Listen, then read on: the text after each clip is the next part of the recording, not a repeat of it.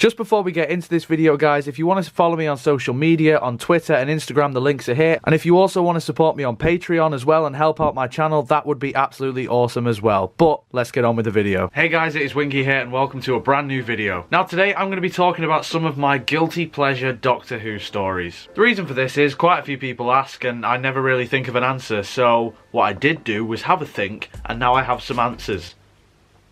And it's this video here. So the stories that I'm going to be talking about, obviously they're guilty pleasures, so I do enjoy them. I understand that objectively they are not good stories at all, really. And I'm aware that the general consensus is, yeah, they're not great. But look, I love them regardless. So I've decided to pick 2 from the classic era and 2 from the new series. Starting with the classic series, we are going to go with a Tom Baker story. Now, a lot of people seem to think, oh, well, it's Tom Baker, he's obviously fucking biased. And yes, that is true. However, I'm going to be talking about The Invasion of Time. Now, I think I have spoke about this one before in an underrated video.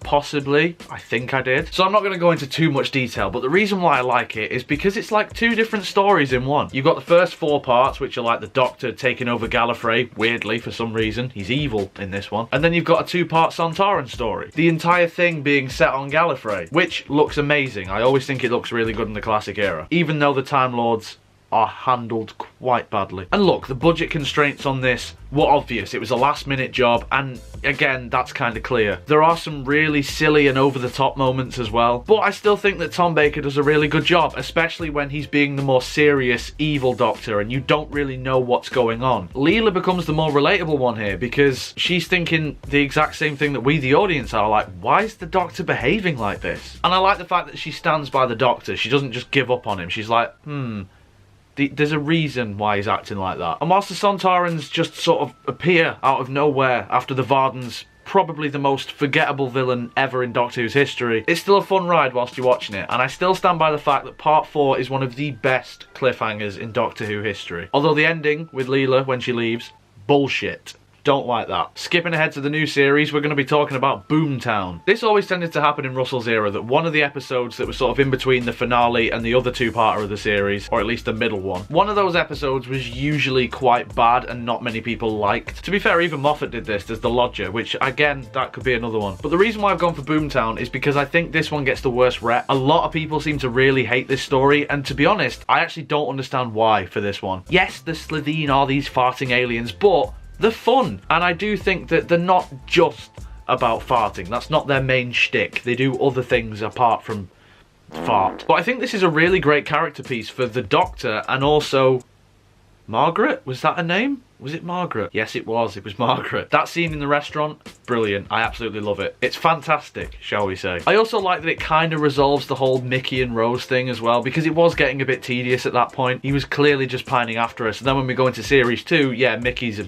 clearly not that into her anymore. I also like the addition of Captain Jack in this one. It's really nice seeing the dynamic that was sort of hinted at in the Empty Child story previously. So whilst it's not the most memorable and it's not the most standout episode of Series 1 or Doctor Who in general, it is enjoyable, and I do think that its reputation is worse than the actual story itself. I have fun with it, and I think the scene where she's running away and then the Doctor sort of presses the sonic and she keeps coming back, that's really funny. I like that. Eccleston's great in this one. Moving back to Tom Baker's era then, because shock horror, there are some Tom Baker stories that I don't actually like. Well, no, because I do, because it's guilty pleasure. But I can accept that they're bad. Does that count? Nightmare of Eden. Now, I love this one. I have no qualms with it. Well, I do have qualms, but I don't see why this one is hated as much as it is. Well, no, I do, but it doesn't matter. One of the reasons why I made this video is because somebody on Twitter the other day sent me a tweet saying, oh god, isn't Nightmare of Eden bad? And I was just like, I really like it. Now the thing is, this has a really great story. So basically there's a spaceship crash, the Doctor and Romana get involved, and then through this they end up being accidentally accused of drug smuggling, and the drugs come from these creatures where they harvest them to get this drug. Now if I told you that premise, you'd think, fucking hell, that sounds like a really dark story. It's really not.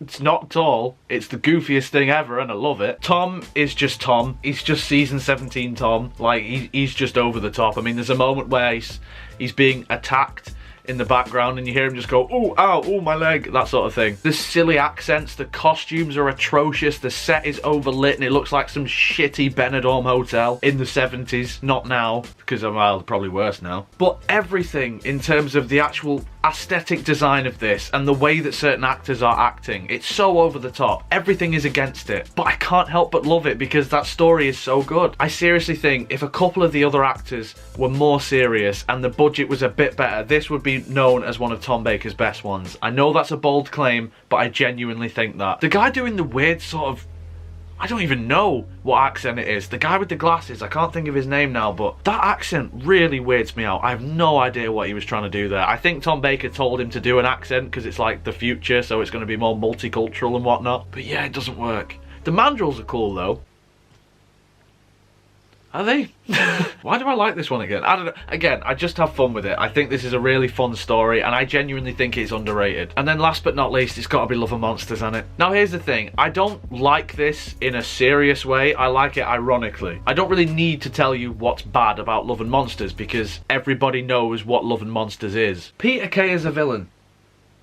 Who thought that was good? I actually quite like him though as Victor Kennedy. It is Victor Kennedy, isn't it? I don't know anything today. But he is so good, I think. Again, in an ironic way. I just love the bit where the Doctor's just like, really? What's the twin planet of Raxacoricofallapatorius? Clom. That's such genius. I bet Peter Kay came up with that as well. It's actually nice and refreshing, you know, if you are going to have a Doctor-light episode, to focus on somebody whose life was affected by the Doctor, but sort of indirectly, and then for the rest of their life, they are thinking, I need to find out more about this guy. I think the idea is there. I think it was executed fairly well, but I understand why people ridicule this, because you've got Peter Kay in a big green rubber suit chasing after people. I think as well, I really like seeing more of Jackie, like sort of how she deals with things when Rose isn't there. I thought that was actually quite an interesting dynamic. And I think Linda does make sense as an organisation. There are bound to be multiple people whose lives were affected by the Doctor. It's not just one person. I know I said before I like that, but I like that there's more than just one. It's like a whole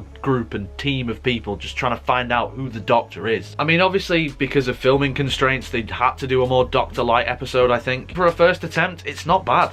I genuinely don't think it is as bad as everybody makes it out to be. Yes, it's goofy, yes, it's over the top, but look at Classic Who. I've just spoke about Nightmare of Eden and praised it for that. Like, this is what Doctor Who is. It's Doctor Who's bread and butter. It's always been a bit daft and goofy. But they're just a few of the ones that I think, well, no, I don't think. I know that they're guilty pleasures of mine. I don't like that I like them, but I can't help but like them. In the comments below, let me know what you think. What are some of your guilty pleasure Doctor Who stories? And also, what do you think of the ones that I mentioned? Do you like them? Are they guilty pleasures of yours also? Or do you hate them like most people seem to? Whatever it is, let me know in the comments below. If you enjoyed this video, make sure you leave a like on it, subscribe for more, Patreon and social media there in the description as always. And if you follow me or support me on any of those things, I would love you forever. I need to breathe. Yes, I would love you forever. But until next time, guys, you take care of yourselves. Goodbye.